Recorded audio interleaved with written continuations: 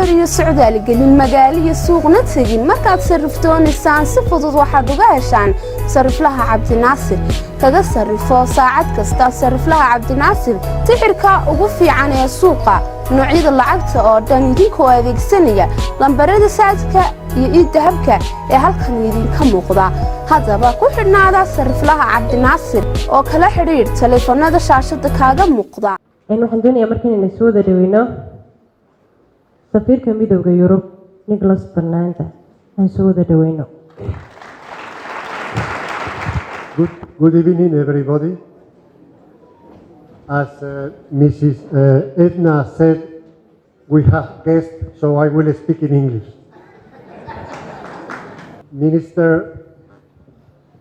Director of Hargeisa Cultural Center, the wonderful crew that shot the film, ladies and gentlemen, there are young men and young women which are with us this evening.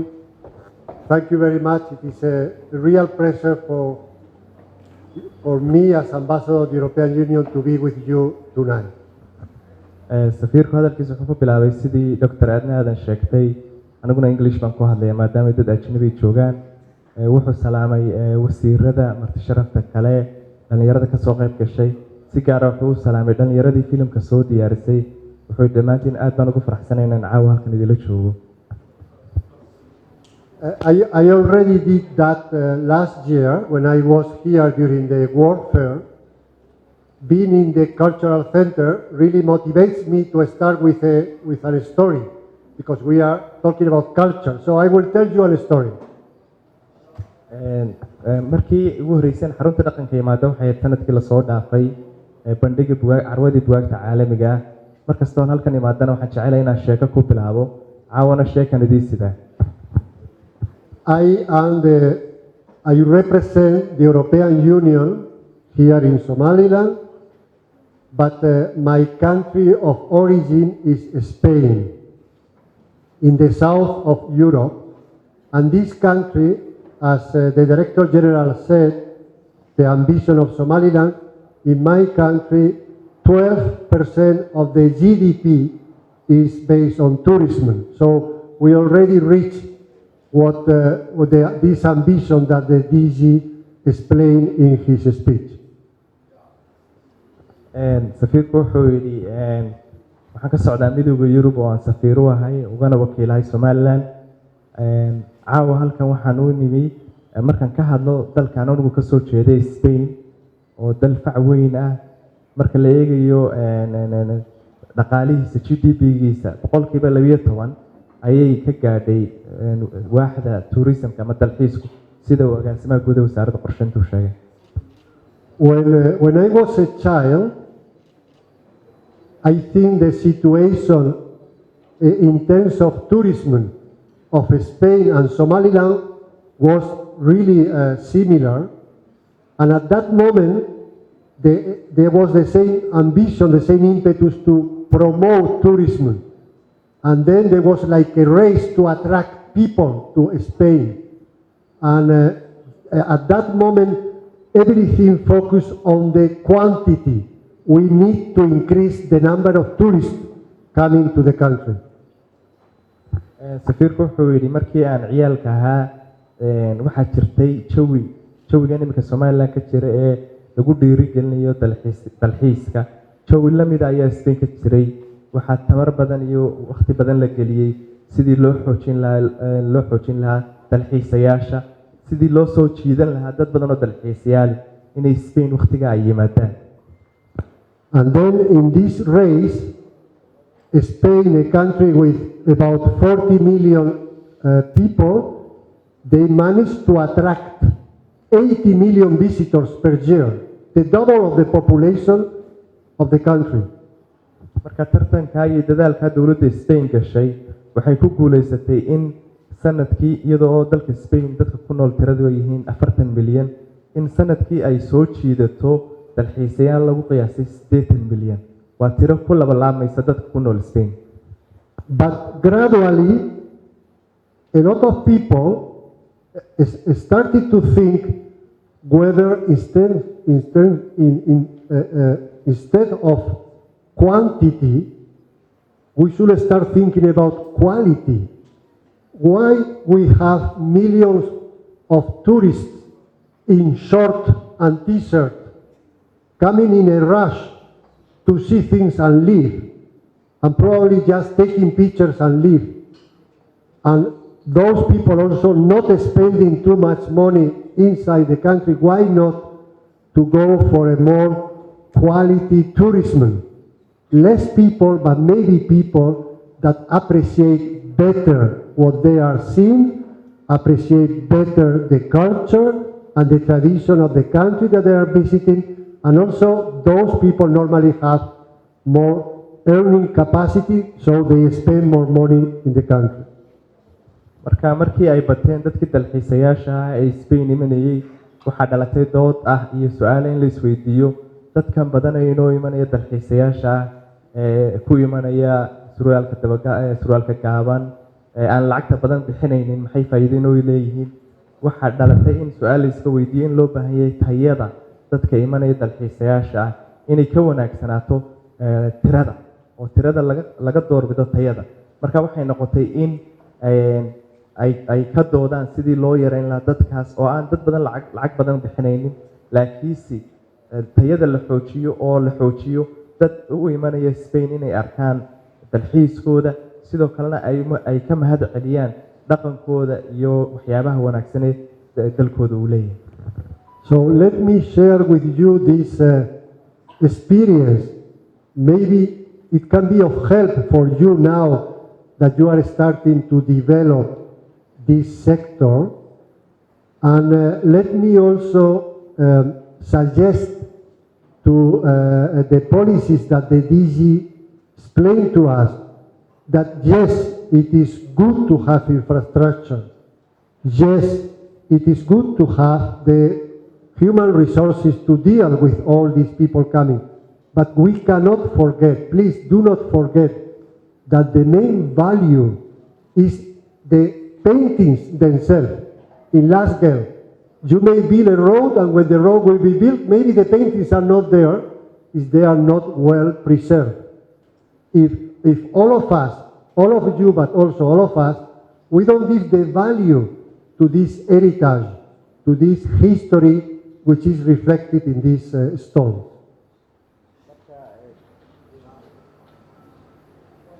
safiirku markaa wuxuu yidhi marka aniga waxaan doonayaa in la wadaago waayo aragtinimadii dalka uu ka soo jeeday Spain ay ka aragteen dhinaca dalxiiska in dawladdu aanay awood badan saarin in dad badan yimaado laakiin awoodda la saaro tayada dadka inoo imanaya sidoo kale wuxuu ku soo hadal qabsaday agaasimaha guud siyaasadaha uu ka sheekeeyay hadday noqoto siyaasad horumarin kaabayaasha dhaqaale sida wadooyinka iyo cududa shaqaale ee loo baahan yahay in lagu xoojiyo waaxda dalxiiska siyaasad ahaan laakiin wuxuu safiirku yidhi yaynaan marnaba ilaawin muhiimaddu inay tahay ilaalinta iyo xafididda farshaxanka ku sawiran buurta ku sawiran inuu ka qiimo badan yahay wadada loo dhisayo inuu ka qiimo badan yahay shaqaalaha ka shaqeynaya marka taasaa taariikh ahaanna inooga qiimo badan wax kastoo siyaasaddu loo sameynaya inay siyaasaddu ku salaysnaato ilaalinta iyo sidii loo xafidi lahaa farshaxanka ku sawiran.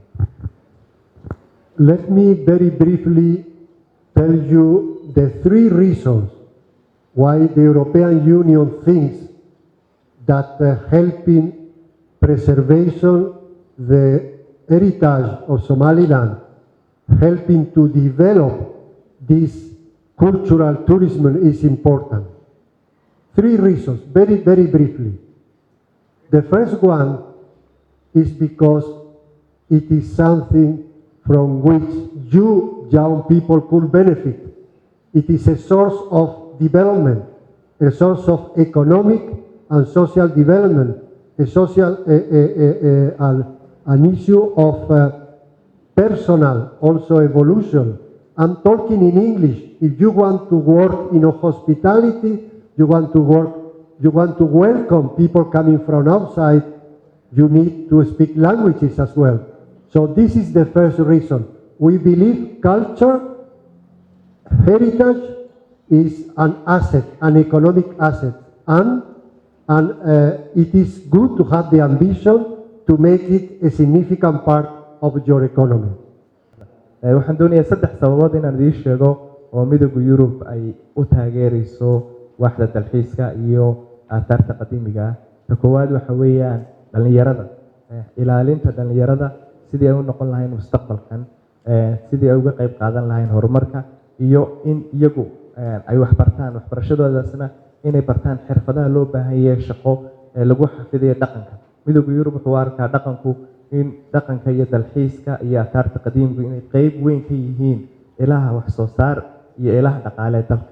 sidoo kale in dhalinyaradu iyo dadka yaryar ay ka faa'iideystaan xirfadaha shaqo abuur ee ku dhex jira, hadday noqoto xirfadaha sida hospitality-ga, sida dadka loo saacido ee khadamaadka loo bixiyo. The second reason why the EU really believe that we should help you, support you in this effort is because, contrary to what you think, Laas-geel does not belong to Somaliland. The fauna and flora of Somaliland does not belong to Somaliland. ujeedada labaad ee midowga Yurub u taageerayana waxa weeyaan Laas-geel ma aha hanti ay Somaliland kaliya leedahay. faunaha iyo furunaha labadaasina waxa weeyaan laba aan ay Somaliland lahayn oo la wada leeyahay. Laas-geel, the flora and fauna of Somaliland belongs to all of us, belong to the world. This is our common history. Those people that painted those paintings, they didn't have a passport or an ID card saying we are Somalis or Somalilanders or people from Africa. They were, at that moment, they were part of the common history because from then they developed the whole world, including the Europeans.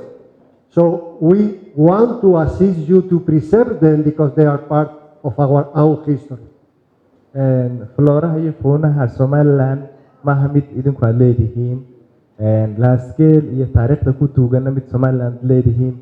dadkii sawiray sawirada farshaxanka Laas-geel passport may lahayn, warqad aqoonsi may lahayn, dal may lahayn. dadka adduunka ay kamid ahaayeen, taariikhdooduna waxay kamid tahay taariikhda adduunka oo ah mid dhammaanteen mas'uuliyad inaga wada saaran tahay inaan xafidno oo aanay Somaliland kaligeed lahayn. With the problems that they are becoming obvious, the problems of climate change,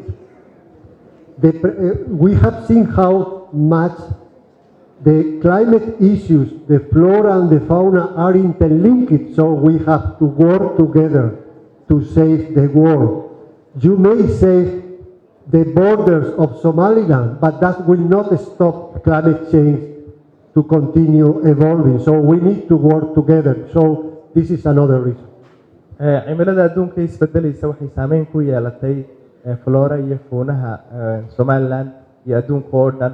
isbedelkaasina waa mid ina wada saameynaya, mid Somaliland gooniyo u ahna maaha. The third reason, and that's why I am very proud of representing the European Union in this tonight, is because we do not believe in borders. We have learned from our own history of war and confrontations that instead of spending time defining the borders, we should spend this time to see how we can cooperate together. And so this is also another reason why culture could be a link also to create bridges with other people. And you can be sure of one thing: those people that they will decide to come, for example, to visit Laas-geel, they will go beyond Google and they will go beyond seeing that Laas-geel, whether it is in Somaliland or Somalia or whatever. Those people are people interested in heritage. They are people that pay attention, and they will come as they are coming these days already. I myself went to visit Laas-geel. So please think about this heritage as something that could build bridges with other people. And this spirit, it is a positive spirit that will help all of us now and in the future. qodobka saddexaadna waxa weeyaan safiirku isagoo ka wakiila midowga Yurub wuxuu doonaya inuu idin sharaxo in iyadoo laga saala qaadanayo dagaaladii badnaa iyo dhibaatooyinka badan Yurub ka dhacay in midowga Yurub aanu dhiirigelinin kala qoqobka iyo xuduudaha laakiin soo dhiirigeliyo in la isku furnaado iyo in la isku sameeyo bariishyo ay dadku iskugu tallaabaan iyadoo la dhiirigelinayo dhaqanka iyo taarta qadiimiga sida Laas-geel oo kale oo tusaale ugu soo qaatay qofka jecel inuu Laas-geel booqdo ama taariikhda taariikh qadiimiga jecel ee soo booqanaya in aan lagu qiimeynin meesha uu imanayo meesha ay tahay waayo waxa weeyaan qofkaasi waxa uu imanaya waxa weeyaan xidhiidh ka dhaxeeya dhaqankeena iyo dhaqankiisa iyo jacaylka uu jecel yahay taariikhda qadiimiga. Let me finish with a question, but please do not answer the question. But let me ask the question, but do not answer the question, please. I am tempted to ask how many of you have not visited Laas-geel, but please do not answer. But if you have not visited Laas-geel, I'm sure that Mr. Jama will very soon give you the opportunity to do so. Thank you very much. su'aal ma ku soo gabagabay safiirku su'aashaas oo ah waxaan isweydiinayaa intee idinka mid ah ayaa booqatay Laas-geel ha ka jawaabinaya imika laakiin waxaan rajaynayaa in Dr. Jama Mr. Jama uu samayn doono fursad aad ku booqan doontaan Laas-geel oo mahadsantiin.